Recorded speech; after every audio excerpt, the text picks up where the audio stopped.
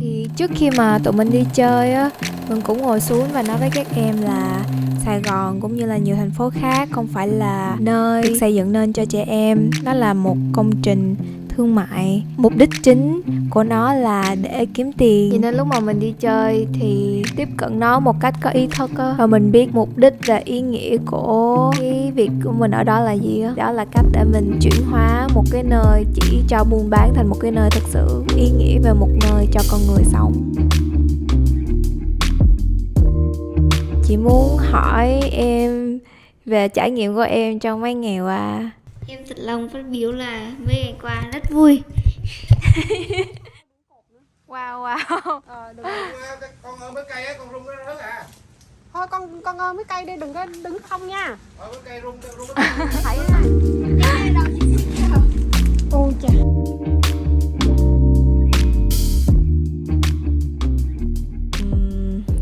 Cái mà chị nhận ra mỗi tiếng đồng hồ mà chị ở chung với em á là em cũng là người thầy của chị á. Không chỉ là chị chăm sóc em mà ngược lại cũng là em chăm sóc chị nè, xong rồi em cũng hướng dẫn, xong rồi dạy cho chị, giống như là Siêu tài năng nhí. đúng rồi con. Xong rồi. tiếng chim hót nè, rồi cây gì hoa gì, rồi chèo cây hoặc là để ý mọi thứ xung quanh á, thì em rất là nhạy bén.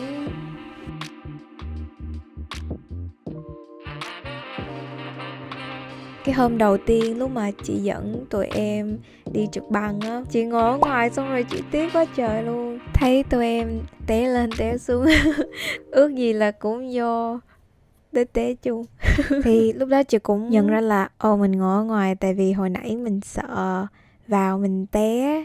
Dưới vai trò là một người lớn hơn thì mình có quyền sống trong sự sợ hãi mình chọn không có vào tham gia với tụi em, mà lúc mình chọn cùng tham gia thì nó vui lắm luôn á.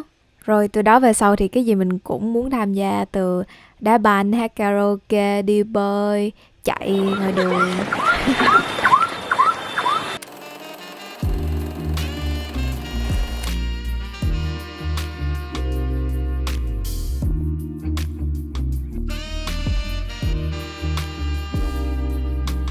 Trong ngày thì hoạt động của mình có thể sáng tạo và làm những cái khác nhau, nhưng mà có một cái gì đó nó ổn định, nó giúp mình và đứa nhỏ giữ được cái bình yên. Thở vào đã sâu, hơi thở ra đã chậm, sâu, chậm.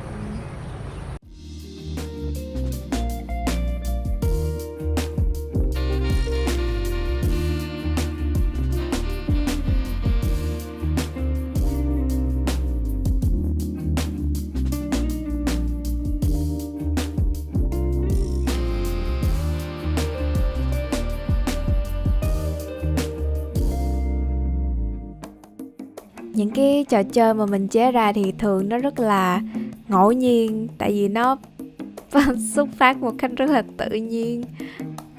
Nhưng mà mặc dù là chơi cái gì thì nếu mà cái trò chơi đó có một cái yếu tố gì đó để giúp các em có thể trải lòng và thể hiện bản thân của mình thì đó là một trò chơi ý nghĩa và trau dồi sự trưởng thành trong cảm xúc của các em rất là nhiều. Người cốc. Có một trò chơi mà trước khi chơi những trò khác khi nào tụi mình cũng chơi, đó là trò checking in. Trên vai là để nó tấn công, có cái siêu để phòng thủ.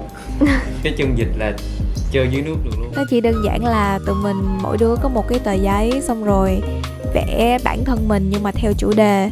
Nếu mà đây chị là siêu nhân thì chị cảm thấy như là một cái cây thông. Từ cái năng lượng của mình, các em hiểu là mình thật sự có mặt ở đây để lắng nghe các em.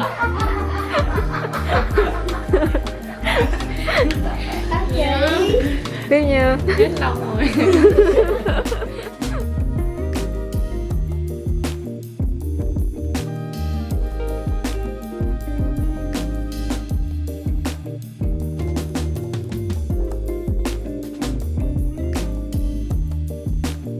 Bắt luôn.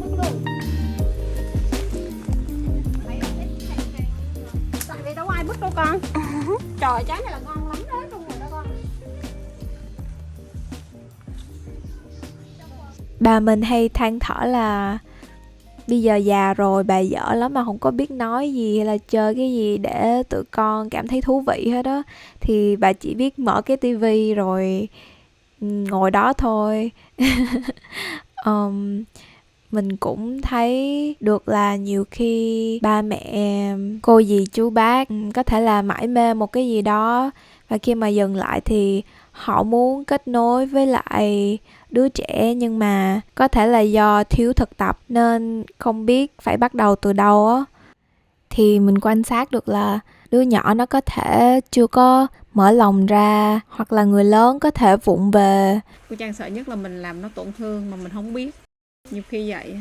Vì một lý do nào đó mà cả hai cảm thấy khó để quay về với nhau. Nhưng mà chắc chắn một điều là đứa nhỏ cảm thấy vô cùng hạnh phúc khi mà người lớn cố gắng ở bên nó. Không bao giờ cô Trang giận bố mẹ mình hết á, hoặc là ông bà hay anh em mình hết. Nhưng mà mình nghĩ nếu mà mình có con thì mình sẽ muốn hiểu con mình. Và mình đâu có muốn con mình nó sống trong cái thế giới mà nó kiểu như nó bị buồn á, nó bị tổn thương á. Nó cần phải có một người nào đó để nó hiểu nó.